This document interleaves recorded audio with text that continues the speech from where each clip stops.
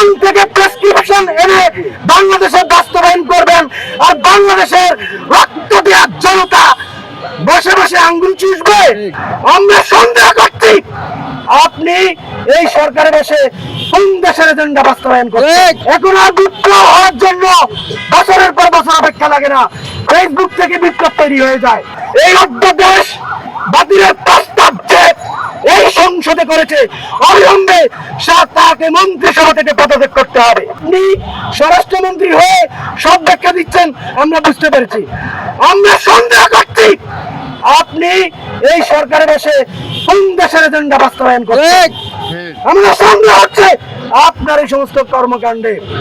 আমরা বলতে চাই, মাননীয় প্রধানমন্ত্রী জনাব তারেক রহমান, আপনাকে এদেশের মানুষ, আপনার ফ্যামিলিকে এদেশের মানুষ হৃদয় দিয়ে ভালোবাসে। বেগম খালেদা জিয়া যখন মৃত্যুবরণ করলেন, সারা বাংলাদেশ তার জন্য ক্রন্দন করেছে।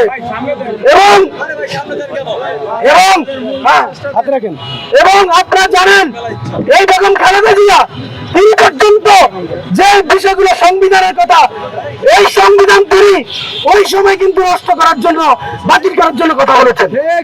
এটা আজকের কথা না। বালুর ট্রাক যখন সরাইতে পারে নাই, তখন থেকে এই কথাবার্তা, এই সংবিধান পরিবর্তন করতে হবে, সংস্কার করতে হবে। এটা আজকের কথা না। গত 17 বছর ধরে তিল তিল করে যে সমস্ত মানুষের নাগরিকতার অধিকার হারিয়েছে, তারা রক্ত দিয়ে, জীবন দিয়ে, দুঃশাসনের শিকার হয়ে ধীরে ধীরে এই কথা তৈরি করেছে।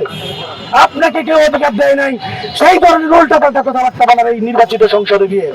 বেগম খালেদা জিয়া যেটা বলেছে সেটা করতে হবে।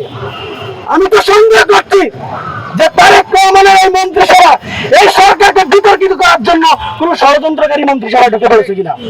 আমরা বলতে চাই, বাংলাদেশে আমরা জুলাই এনেছি, জুলাই যোদ্ধারা কিন্তু ঘুমিয়ে যায় নাই, জুলাই যোদ্ধারা এখনো জেগে আছে। আপনারা কি করেছেন? শিলং থেকে প্রেসক্রিপশন এনে বাংলাদেশে বাস্তবায়ন করবেন, আর বাংলাদেশের রক্ত দেওয়ার জনতা বসে বসে আঙ্গুল চুষবে, বোকার স্বর্গে বসে আছেন। আমরা নির্বাচনের পর 1 থেকে 2 মাস আমরা দেখেছি আপনারা কি করেন, পর্যবেক্ষণ করেছি, চুপ থেকেছি। এর মানে এই নয় যে আপনারা বাংলাদেশের মালিকানা পেয়ে গেছেন, যা খুশি আপনারা তাই করবেন। অধ্যাদেশ বাতিল করার যে প্রস্তাবনা আপনারা তুলেছেন, এটা পাশ করার কোন ধরনের দুঃসাহস দেখাবেন না। আমরা ডাক্তারিন কোনটা বলতে চাই, এটা পাশ করার অর্থ হচ্ছে আপনার ক্ষমতার গদিকে তছনছ করে দেওয়া। আপনার এই অধ্যাদেশ যেটা আপনারা প্রস্তাব করেছেন, সেটা পাশ করার অর্থ হচ্ছে আপনাদের ক্ষমতা থেকে বিতাড়িত, নিজেদেরকে নিজেরা করে দেওয়া। আমরা বলে দিতে চাই, জুলাই যোদ্ধা যারা, তারা কিন্তু জেনজি প্রজন্ম। এখন আর বিপ্লব হওয়ার জন্য বছরের পর বছর অপেক্ষা লাগে না, ফেসবুক থেকে বিপ্লব তৈরি হয়ে যায়। রীতিমতো জুলাই যোদ্ধারা রাতের আধারে অন্ধকারে কান্নাকাটিও করে যে এই বাংলাদেশ দেখার জন্য তারা জীবন দিয়েছে কিনা।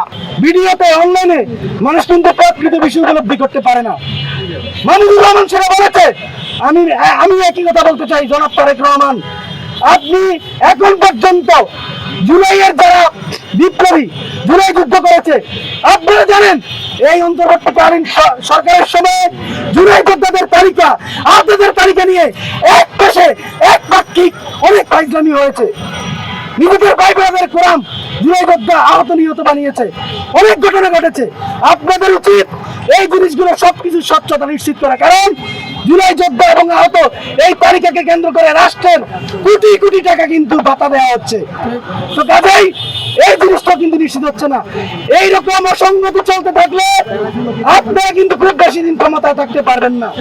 আজকে এই সংবাদ সম্মেলন থেকে স্পেসিফিক দাবি, অবিলম্বে আগামী 1 সপ্তাহের মধ্যে যদি এই অধ্যাদেশ বাতিলের যে সুপারিশ করেছে, এই সুপারিশ যদি বাতিল করা না হয় এবং যে দেশে বিশৃঙ্খলা সৃষ্টি করার জন্য, জুলাইকে ধ্বংস করার জন্য, এদেশের মানুষের 54 বছর ধরে বর্ষনা নিপীড়ন মুক্তির জন্য যে সংস্কার, সেটি ধ্বংসের চক্রান্তের জন্য যে দায়ী, তাকে যদি মন্ত্রিসভা থেকে অবিলম্বে অপসারণ করা না হয়, আমরা জুলাই মঞ্চের পক্ষ থেকে আবারও জুলাইয়ের মতো এই শাহবাগে অবস্থান কর্মসূচি পালন করবো ইনশাআল্লাহ। দেশের নাম্বার 1 ট্রেডিং অ্যাপ নিফটি ফার্স্টে পাচ্ছেন ট্রেডিং এর সব সুবিধা, dual exchange access, company analysis, portfolio তৈরি করা সহ আরও অনেক ইউনিক ফিচারের সাথে ট্রেড করতে ডাউনলোড করুন এক্ষুনি।